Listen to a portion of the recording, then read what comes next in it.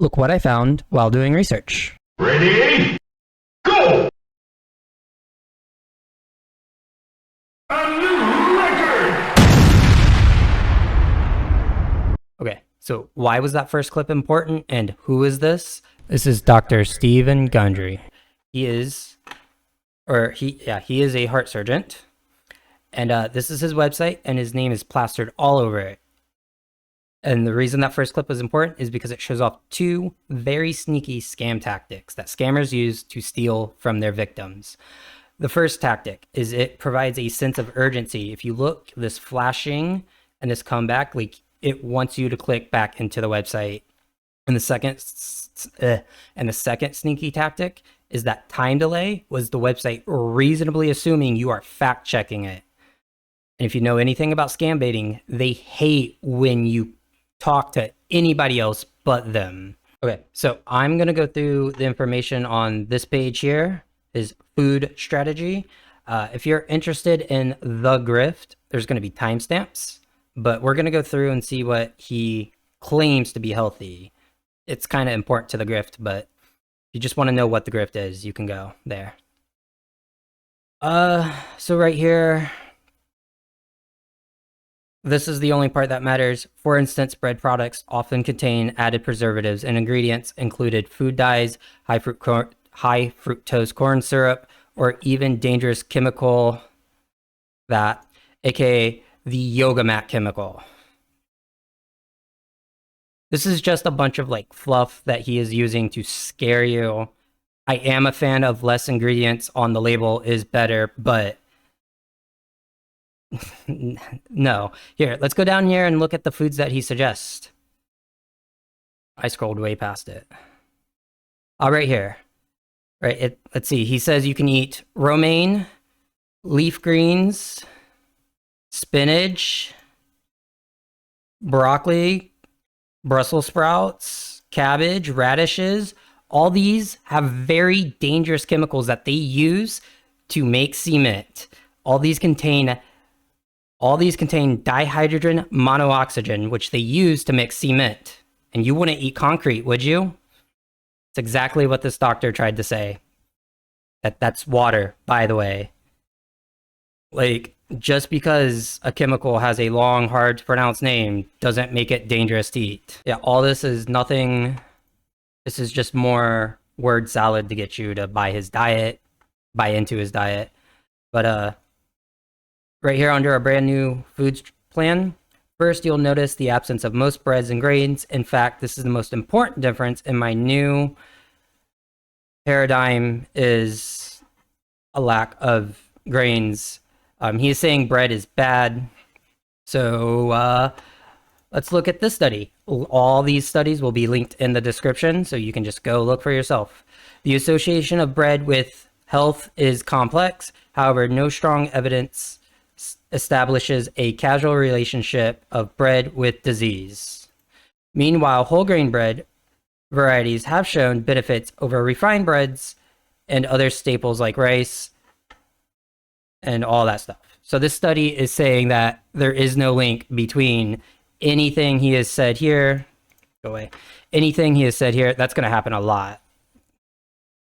But he said stiff joints, right here. Stiff joints, brain fog, fatigue, unhealthy skin. He's saying all that is being caused by bread and sugar and all this garbage. And this article says, no, he is wrong. And in Dr. Gundry's humble opinion, most important level of his new strategy is base level, the foundation. Here we start with good fats, oils, blah, blah, blah. Here's the scam. Yeah, we're going to click on this. I don't need this open. Here is the scam. This is what they do. First of all, $35 for a single bottle, and it's 8.5 fluid ounces. $35 for 8.5 fluid ounces of oil is the most American scam I've ever seen. But this is what they want. They want you to change your diet so they can sell you a solution that is never meant to be the solution. This is what scammers do. They make up the problem and then try to sell you a solution. The problem is Americans can't lose weight This doctor is leveling that it's lectins and sugar and stuff like that. So he's got the solution right here. A overpriced bottle of olive oil that you get anything that he puts in this in your foods and good quality foods already. But this is the scam, right? He wants you to buy his olive oil. Another part of his strategy, the second tier of Gundry's strategy, is the idea of intermittent fasting. That's going to be a huge problem for the doctor. 8-hour time restricted eating linked to a 91% higher risk of cardiovascular death.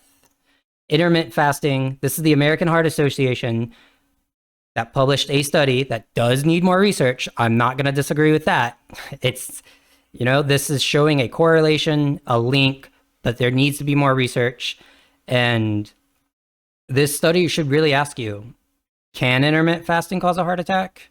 And the answer is absolutely. All of your senses make you hungry. Every single one can make you hungry, and hunger releases cortisol. Cortisol is a stress hormone, and stress hormones are a toxic relationship with your heart, as stress can cause a heart attack. There's absolutely a reason that intermittent fasting could lead to a heart attack, but it's pretty crazy that a heart doctor is suggesting a strategy to cause a heart attack. Next up in his meal strategy, it's nuts, flour alternatives, lectin-free grains. This is like really the most bullshit in his scam here, is this idea that lectins are bad. So let's go see what Harvard has to say. Lectin-free diet, more risky than beneficial, experts say, 2023. Furthermore, removing foods with lectins from a diet could be harmful since they also contain important nutrients. Instead of a lectin-free diet, Soon recommends following a Mediterranean diet or a healful plant-based diet to promote health. There's also other research to show that lectins promote heart health, which this doctor conveniently ignores. But one more thing, we're going to look at this sidebar before I go to the next clip. Right here. Now, the trouble with lectins, that many are toxic. Coffee is fantastic for you. You know what coffee has? Caffeine. And you know what caffeine is? Neurotoxin! Straight into your system! A neurotoxin. Caffeine was developed by plants. Tea plants, coffee beans, chocolate, I think. They were developed as a neurotoxin to paralyze their predators so they wouldn't be eaten by them. And it affects humans like a neurotoxin. The dose makes the poison, and the dose is so low that it's more like a neurotransmitter in us than an actual neurotoxin, but it is developed as a neurotoxin. Next up is these resistant starches that he talks about. Resistant starches are they're like cold grains. They're effectively just fiber. They are supposed to be harder for your digestive system to process, and it feeds the good bacteria, but they're just fiber. Just eat fiber. It's fine. Leftovers, they're great. Don't get me wrong, but you can just eat fiber and be happy. God, this flashing is so annoying. But you could just eat fiber and be fine. All right, next up is animals of choice. So this is your proteins. I've got no problem with wild-caught seafood. I try to get my seafood wild-caught because it's better for the fishermen that actually, go and fish it. Some fish are okay to be farmed, but most things you want wild-caught, stuff like that. Nature's candy, in-season fruits. This is a cult term, really. That's what it is. It's a cult term that they want you to recognize every time it is said. It's this idea that no fruit grows year-round, except for these fruits that are great year-round, but you have to eat them green because guess what? These grow year-round, in season year-round. This idea of fruit in season is bullshit. First of all, fruit grows in every season. There's fruits that grow in summer, winter, fall, spring, but these fruits grow year-round because the conditions in which these fruits normally live in facilitate the year-round growth. I guess Dr. Gundry must have failed high school biology because that's where I learned it. And I took biology in Florida. Florida is not great education. So if I know that, the doctor should know that. All right, next up is his foods to consume in moderation. Alcohol you should never consume as a part of a diet. I don't know why a doctor is recommending alcohol. I do know that there's a lot of changes in the medical community that is saying alcohol is never good for you. But I mean, I don't know why a doctor is saying it. But what I am more concerned with is Dr. Gundry strongly suggests eating only 4 ounces of daily protein that come from red meat. I'm going to give him that this was worded a little weirdly, but eating red meat daily triples heart disease related chemicals. A heart surgeon is recommending food that causes heart disease. Triples the chemical of heart disease. All right, finally, we have come to the biggest point of which he is trying to take away your foods for his own personal gain. This is what it's all coming down to. These foods can contribute the most. Notice how it says can and not does. But these foods can contribute the most to health issues like obesity, fatigue, stiff joints, and unhealthy skin. It's best to forget about these foods. Rice, bread, which we've covered earlier. Flour, potatoes, I guess is unhealthy, but whatever. So let's look at this, right? This is this title. Rice consumption is not associated with risk of cardiovascular disease, I'm skipping that word, or mortality in Japanese men or women. The reason I have Japanese here is because they eat so much rice. Rice is a huge part of their culture. And this study kind of shows it right here in the results. Rice consumption is not associated with risk of cardiovascular disease, morbidity, or mortality. God, why can't I read? That's that Florida education for you. But, he says it's, unhealthy. And the study proves it's not. But here's another one. Also Japanese because it's super important to them. Is it conclusions that we want?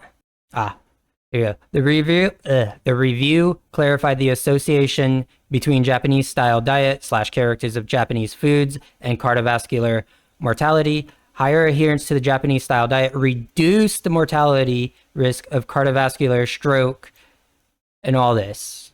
Furthermore, a higher intake of vegetables, fruits, fish, green tea, milk, and dairy products, dietary fiber, and plant derivative proteins reduced it even more.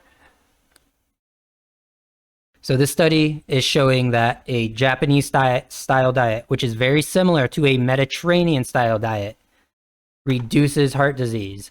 And that should make sense. Japan has top 5 life expectancy. They don't have an obesity problem. They have sumo wrestlers that are healthier than the average American. Japan does not have a problem with any of this stuff, and they consume 100 pounds of rice a year per capita.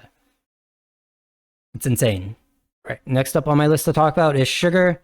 He never properly defines sugar. Sugar can mean pretty much anything. It could mean glucose, but what it actually means is it's a carbohydrate. All sugar is a carbohydrate, and what it does for your body is in the word, and it's why it's important. Carbohydrate, when it's broken down, carbos from German, meaning carbon, hydrate from Greek, in this case, absorption of water. It's an energy source that contains a lot of water, which is how it's so free throughout your body. And it also keeps you hydrated. Why do you think runners eat a ton of pasta before their marathon? It's because it helps keep your muscles hydrated. It's the importance. But this idea of just a blanket sugar, like, what is this? Like, sugar is not bad for you unless you consumed way too much of it. Honey is antibacterial. Aspartame's not even like sugar, that's fake sugar. I don't even know why it's on his list, but whatever. All right. Forbidden fruits and vegetables. Just blanket melon, which zucchini and squash are, so he's not very clear on what he's saying here. Fruits and vegetables are healthy for you. You should eat them. Don't take advice from a heart doctor that's trying to sell you $35 bottle of olive oil. That's ridiculous. Tofu is pretty good for you. It doesn't taste good in my opinion, but it's pretty good for you. And dairy, right? If you read earlier in the very, very beginning, this doctor believes in balancing the stomach bacteria. You know, there's more bacteria cells in your stomach than there are U cells. And you know what has all this good bacteria in it? Yogurt, cheese. So why is this doctor telling people not to eat foods that contain a high amount of the good bacteria that people want, especially Greek yogurt? It's insane. Okay. Lastly, on the list is the grains. Like we've talked about this already. Oats, very good for you. Whole grains, very good for you. In fact, the study shows it. There's the Leonhardt study that shows it too. Whole grains are rich in nutrients and phytochemicals. With known health benefits, whole grains have high concentration of dietary fiber, resistant starch, and a complicated word. Whole grains are rich in antioxidants, including trace minerals and phenolic compounds, and these compounds have been linked to disease prevention. Other protective compounds in whole grains include phytate phytoestrogens, such as lignin, plant. Oh my God. Yeah, we get it. Whole grains are very, very helpful for you. They are protective for your heart and your health. And this heart doctor is telling you not to eat them. And that's probably because instead of taking the Hippocratic oath, this heart doctor took the hypocrite's oath so he can line his pockets.